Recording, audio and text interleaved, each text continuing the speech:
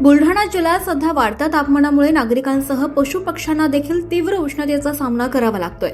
अशा परिस्थितीत मेहकर तालुक्यातील खंडाळा येथील इयत्ता 7वीत शिकणारी विद्यार्थिनी शीतल राऊत हिने पक्ष्यांसाठी घरटी तयार करून एक प्रेरणादायी उपक्रम राबवलाय।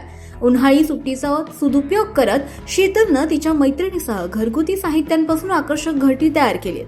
कॅन, प्लास्टिकच्या बाटल्या तसंच लाकडी बॉक्सचा वापर करून तयार करण्यात आलेली ही घरटी सध्या परिसरात चर्चेचा विषय ठरते।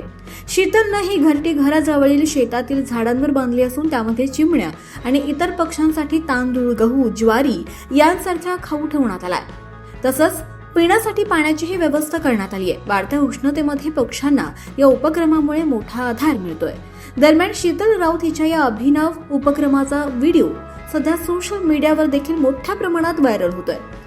सर्व स्तरातून तिच्यावर कौतुकाचा वर्षाव केला जातोय। लहान वयात पर्यावरण आणि पक्ष्यांविषयी दाखवलेली संवेदनशीलता अनेकांसाठी प्रेरणादायी ठरते। राऊत वर्ग 7वी मधील शिकणारी विद्यार्थी। उन्हाळ्याच्या सुट्ट्या लागल्यामुळे मी अभ्यास करता माझ्या डोक्यात एक विचार आला की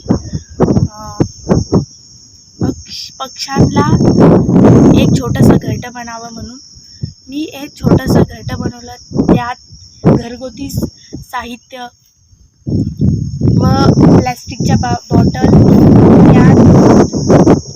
आणि त्याच्या माध्यमातून एक एप्रिल महिन्यापासून उष्णताची झळ माणसालाच लागली तर पक्ष्यांना किती लागत असेल। ब्युरो रिपोर्ट 24 लाईव्ह महाराष्ट्र न्यूजसाठी पंकज तायडे, मेहकर।